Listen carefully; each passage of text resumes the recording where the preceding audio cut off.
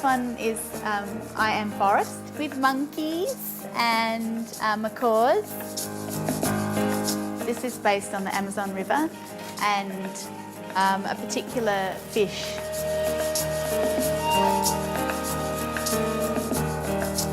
I set up camera about 4 or 5 metres back from my subject and the background.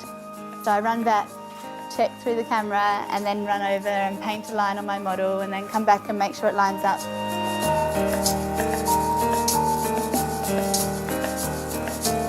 And Brooke was lovely at standing still for that long, which was wonderful. It took maybe, I think it took 8 hours, 9 hours to paint today.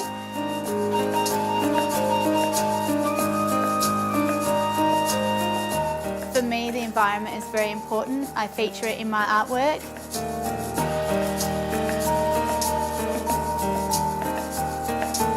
So I was very happy to learn that Natura support the community, use beautiful products from nature, but also give back to nature and look after it. It's very, very important, especially now, you know, and the Amazon is such an important, beautiful piece of nature. So we must cherish it and look after it.